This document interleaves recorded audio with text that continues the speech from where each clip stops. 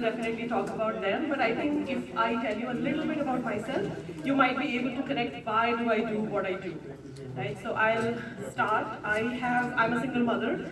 I came here 12 around 12 years ago with my son, who was just 1 year old. I came here alone with two suitcases to Canada, thinking that I will do something, make a big future for myself, for my son, and of course this country has been phenomenal, given me so many opportunities here. And but you never know when you come here alone. In the process, where you are single but not single, officially, right? You go through a lot of mental struggles, not just physical, but a lot of mental struggles, financial struggles.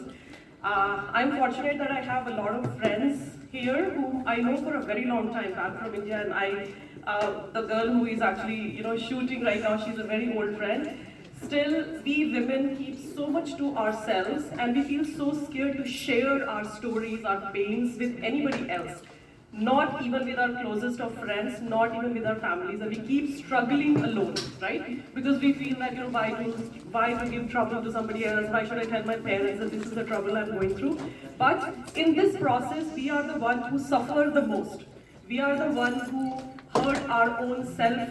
Our own self, we lose confidence.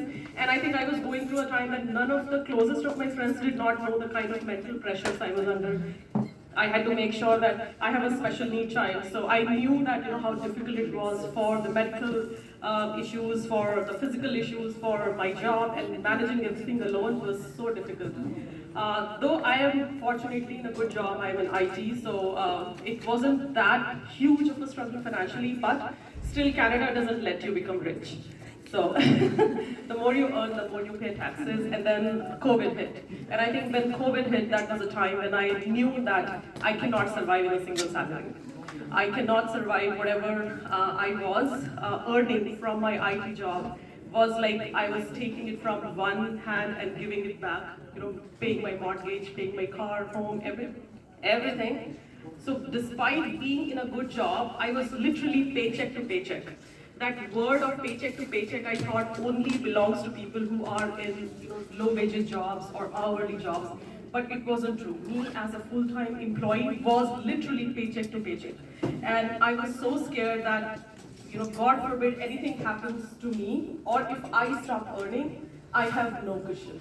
I have no cover. I don't have anybody whom I can fall back on. My mother lives with me. My father passed away.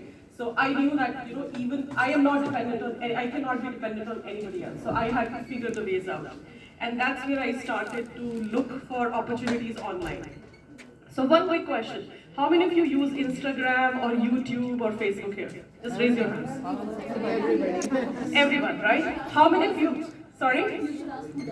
Yeah, right? Who doesn't? So I think that might be 0 hands up. How many of you have seen somebody talking about, oh, I can make money online, I spend 2 hours a day and I make $10,000 a day? And how many of you have seen people on Instagram whom we don't know and have wondered, how is this even possible? How many of you have seen any people talking about this on any social media platform? Raise your hands if you have seen any. So many, right? How many of you have tried to contact them and ask what do they do? Why? Do you think there is a huge, there are like millions of people who are coming on Instagram and Facebook and trying to scam you? Exactly. That's the fear. That's the fear which doesn't let us grow.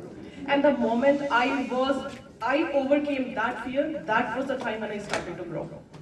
That is the time, because I took that next step, I really contacted a person who looked like me. She looked like me. She did not live here. She lived in Australia. So I had no idea that whatever she's saying is right or wrong. I just had to have some faith. Right? Even today when you go out on the road, you have a faith that the person who is driving is going to stop on the red signal, right? And we cross the road, believing, having a faith on that person. We sit on a plane, we sit on a bus, thinking this guy knows how to drive this vehicle, right? The moment we stop having faith, that's where we stop ourselves. So if at any given point in time, when you feel that you're scared, there's an ad, and I think, I'm so sorry people who don't understand Hindi, is which says, "Dar ke aage jeet hai."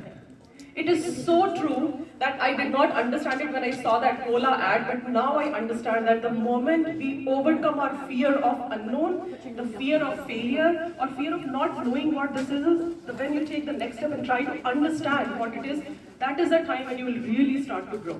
And that is the time I started to grow. I started 3 side hustles, and I won't say side hustle, I would say online businesses, because they really are businesses.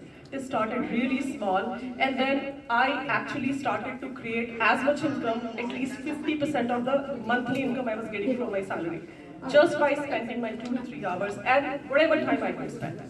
Right? So I want to give this message to every female out there, because we are the ones who always think small. We are the ones who say side hustle. We are the ones who are called small businesses. How many males do we know who run small businesses? We don't run small businesses, we term our businesses small, because I think we are scared to even scale.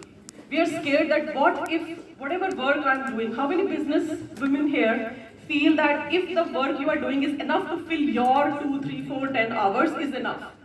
We don't think about hiring people, we don't think about scaling, we don't think about, hey, I have to expand it, it is a company I'm running. I am not running a passion project.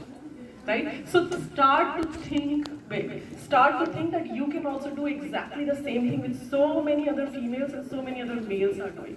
The moment, if you are in a trouble in today's time, if you are struggling financially, it's your own problem. It's you are the guilty party here, because the world is going so advanced. If you're using social media to just kill your time, you are actually making someone else money, right? Maybe. So if you are going on social media and you do not know how to monetize it for